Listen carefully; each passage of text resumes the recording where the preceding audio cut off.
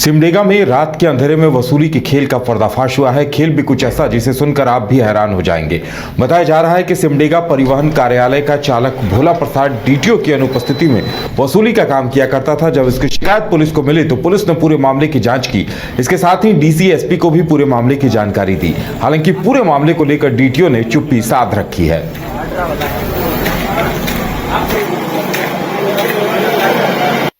मामला ये है कि जो स्थानीय लोगों के द्वारा मशीन छीनी गई थी, वो मशीन उस स्थानीय लोगों को मैंने समझाया कि सरकारी संपत्ति है, इसको अपने पास नहीं रखा जाए, इसको एसपी साहब के हवाले कर दिया जाए।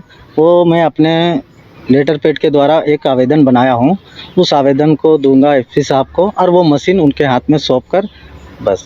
तो आवेदन में आपने लिखा है कि गलत तरीके से डीटीओ बन को वसूली होती है, उस पर भी कार्रवाई हो। जी, जो है वही सच्चाई लिखी हुई है। ठीक है।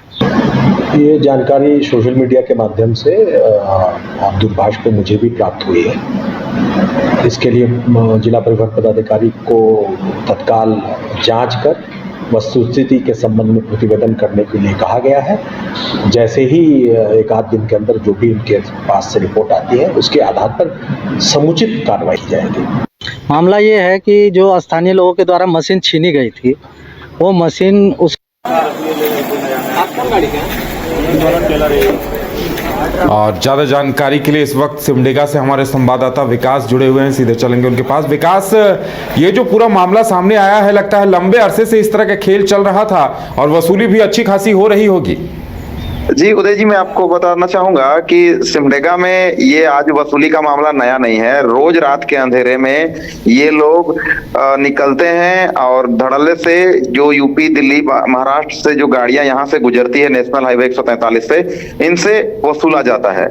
कई बार इस मामले में शिकायत की गई थी, लेकिन लिपापोती हो जाती है। लेकिन कुछ स्थानीय युवक और झामुमो के एक नेता ने इसे पकड़कर इस पर मामले में जब वीडियो वायरल हुआ, तब जाकर अब प्रशासन के कानों तक बात पहुंची है। जी बिल्कुल, सवाल ये भी उठता है कि क्या डीटीओ साहब की कोई इस पे सफाई आई या नहीं? क्या उन्हें ये नहीं पता था कि ये सारा कुछ खेल चल रहा है लंबे अरसे से? देखिए, मैं इतना बता दूं कि उनको उनके नॉलेज में ये बातें पहले भी दी गई थी, लेकिन मामले को उन्होंने नजरअंदाज किया था। आज भी इस मामले में कुछ भी कहने से वो परहेज कर रहे हैं। रात में जैसा बताया जा रहा है कि सिमडेगा डीटीओ राजधानी रांची में थे, एमबीआई भी नहीं थे, और नियम कहता है कि अगर डीटीओ और एमबीआई नहीं है तो कोई भी कार्यालय कर्मी उनके सरकारी मशीन हो या फिर उनकी गाड़ी हो, कोई लेकर बाहर नहीं जा सकता है। लेकिन इसके बावजूद वो भोला नामक व्यक्ति अपने एक साथी को, जिसको गाड़ी में ही बैठा कर रखता था और रोड में खुद उतर मशीन रखता था, और अगर किसी से अनबन हुई तो उनको कहता था कि गाड़ी में डीटीओ साहब बैठे हैं, उनसे बात कर लीजिए। और उसके बाद ड्राइवर डर जाते थे और उनसे मोटी रकम जो होती है वो वसूल ली जाती थी। लेकिन रात का जो मामला है, इस मामले में जब कार्रवाई हुई तो वहां कोई कर्मी नहीं थे। बिल्कुल, अब इस मामले पे वरीय अधिकारियों का क्या कहना है?